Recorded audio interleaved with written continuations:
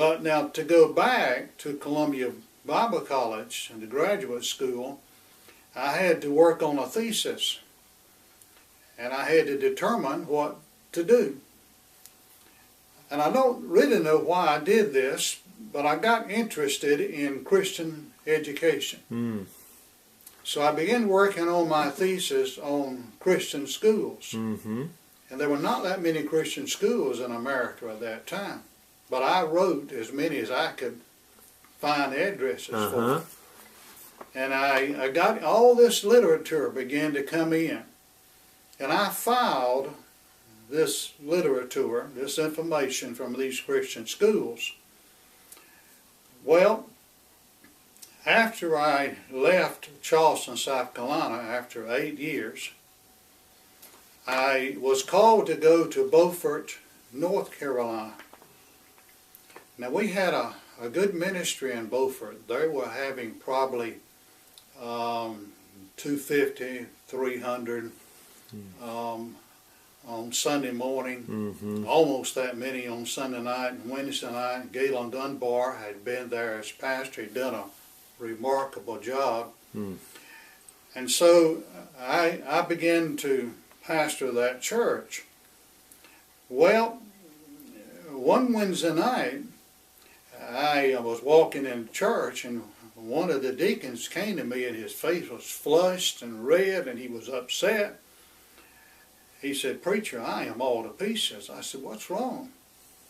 He said, "Well, my daughter went to school today, and they started giving sex education classes, and she's only in, I think, the 5th or 6th grade."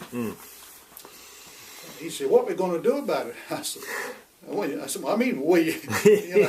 But I said, "I'll tell you what, I'll go visit that class and see what's happening." So I called the school and got permission to go visit the class.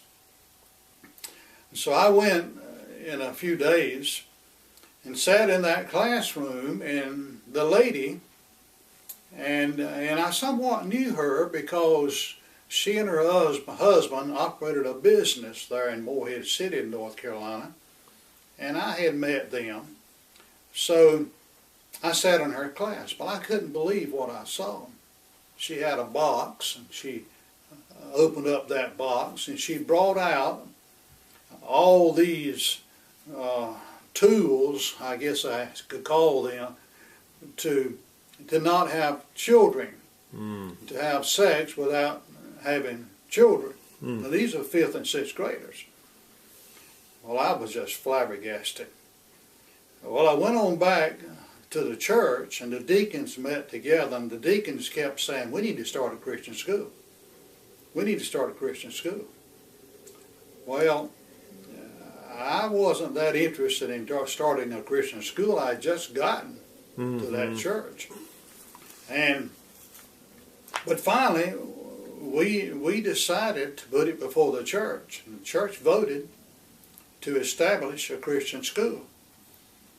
Well, I remember Dr. Bob Jones Sr. saying, when I was at Bob Jones University, that he borrowed brains when he established that school many years ago. Well, I thought that's what I need to do, is to borrow some brains. So I began to contact some ministers, some educators who could give me some information. And I especially went to Lorenzo Stocks, who was principal of Faith Christian Academy in Goldsboro, North Carolina. Well, Brother Stocks sent to me everything he had, that he had published and printed and distributed. So we established a Christian school. It was kindergarten through grade 6, I believe.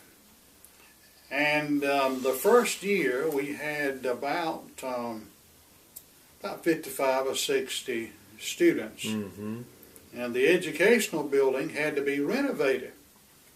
Well, the men in the church, they got in there and they tore down walls and built walls and renovated the church, and before long we had a real nice school building. So we started the school, and the Lord blessed the school. It began to grow, but we didn't have much space. Playground space was just very small. Well, people kept saying, we need to build a building. We need to relocate. Well, that's what Brother Galen Dunbar had been saying, the pastor, before I got there. So some money had been set aside, I believe about $24,000 in a savings account. And a dear man and his wife, Mr. and Ms. Spence, would drive from Goldsboro down to Beaufort every weekend. They had a home down there. And so he began to look around, and he found 10 acres of land for $24,000. And that's what we had. So the church voted to buy that land and build a new building, church building, which would include a school building. Now, this was in the early 1970s. And prices were not that exorbitant like they are today. So we hired an architect, church hired a contractor, and before long we were seeing a building being built on the 10 acres of land. Beautiful land right outside of Beaufort, North Carolina. Well, the Lord was blessing the ministry, and then we transferred the church, the school, from the church downtown in Beaufort to outside of Beaufort on Highway 70 East.